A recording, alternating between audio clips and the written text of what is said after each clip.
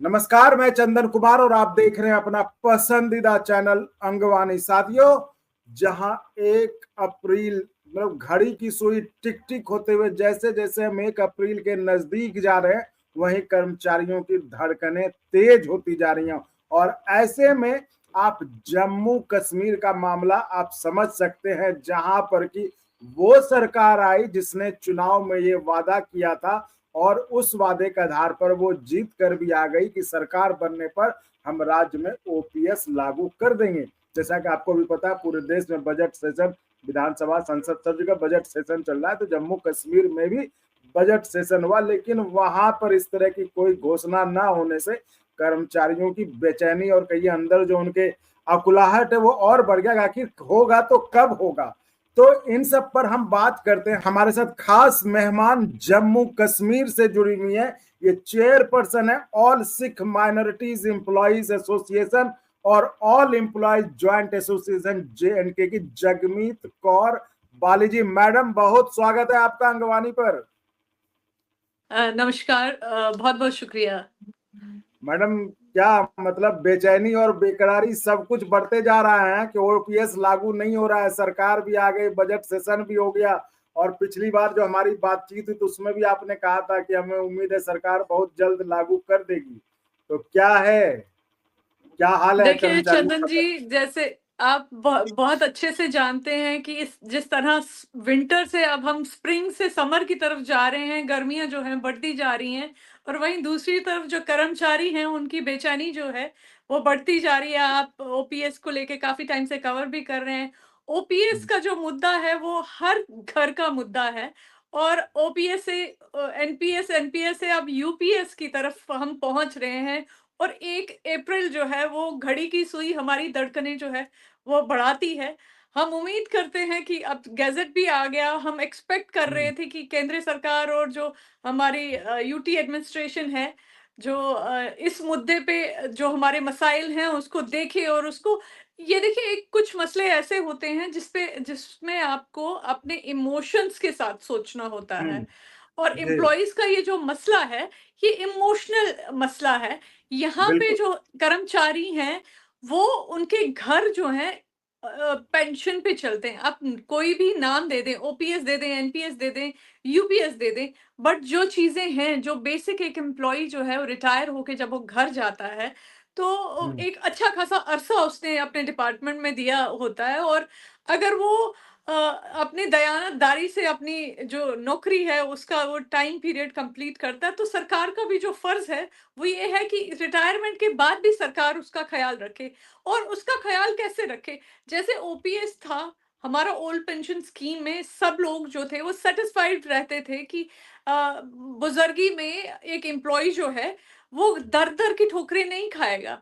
But जो जी, आज के नए हमारे ओपीएस के बाद यूपीएस और एनपीएस, इनमें वो प्रोविजंस है नहीं, और गैजेट की से हमें बहुत उम्मीदें थी जिसमें अभी हम निराश ही हुए हैं।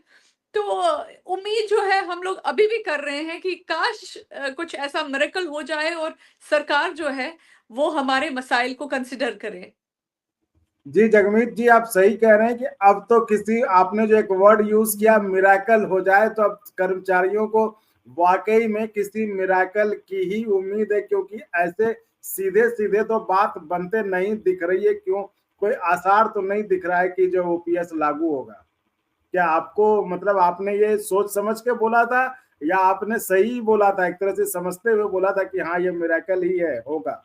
चंदन जी, हमारी जो आप जानते हैं कि जम्मू कश्मीर की जो सरकार है वो 7-10 साल के बाद आज हमारी चुनिंदा सरकार आई है, और 7 साल के बाद हमारा बजट सेशन जो है वो अभी अभी चल रहा है, कन्वेन हो रहा है, एंड हम्म, खत्म हुआ। और इस बजट सेशन में जो उम्मीदें थी ना इस बजट सेशन से, क्योंकि जो हमारी जो रूलिंग पार्टी है, जो बहुत ही जी, ज्यादा मैंडेट लेके उनको लोगों ने भर भर के वोट्स दिए, और हमारे जी, जो चीफ मिनिस्टर श्री उमर अब्दुल्ला जी हैं, वो एक young and dynamic chief minister हैं। उनसे जो लोगों की उम्मीदें हैं, जो यूथ है, उनसे रिलेट करता है।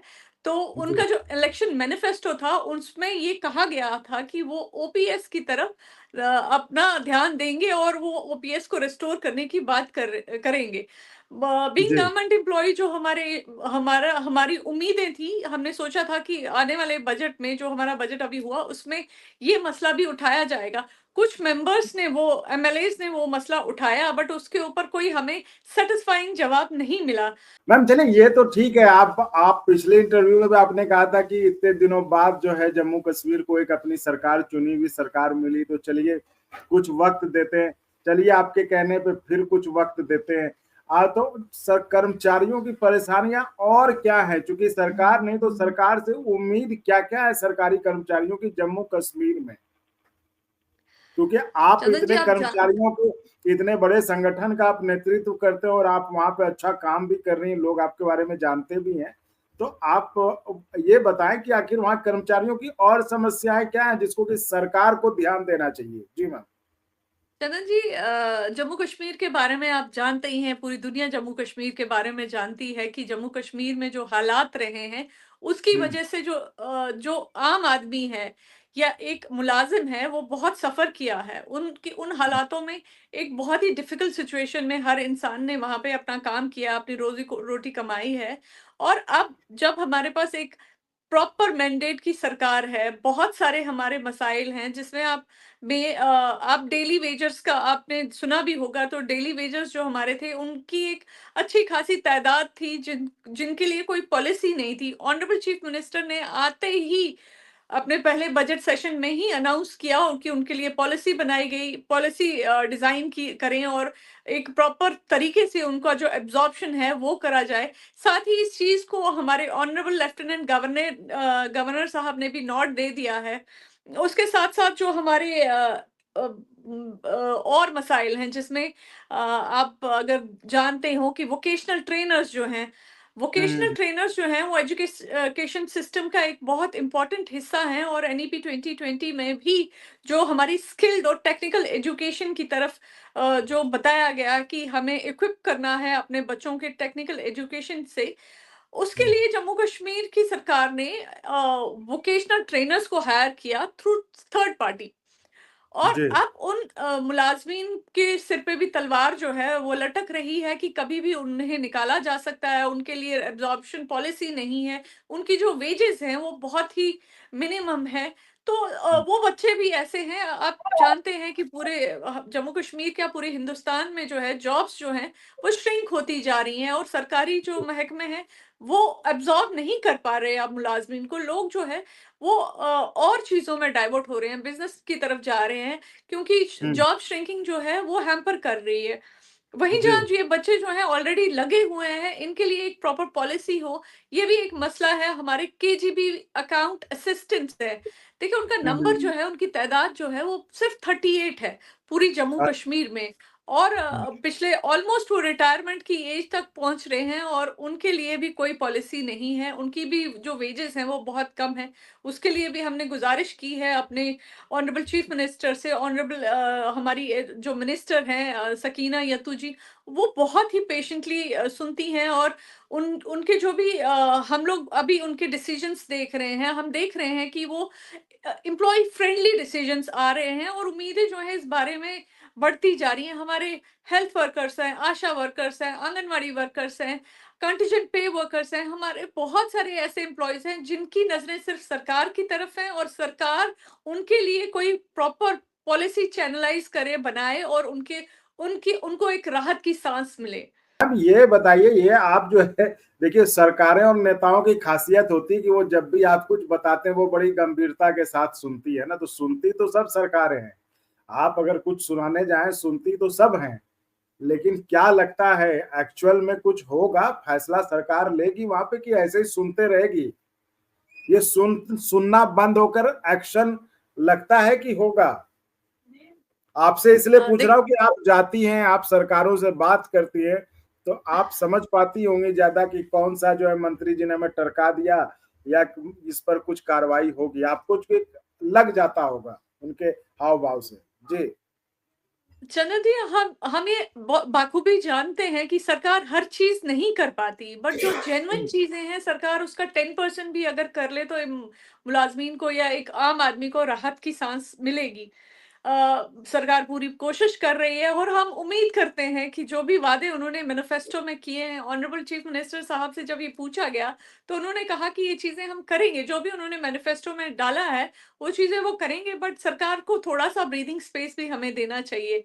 अभी सरकार को गिने-चुने ही दिन हुए हैं, महीने हुए हैं।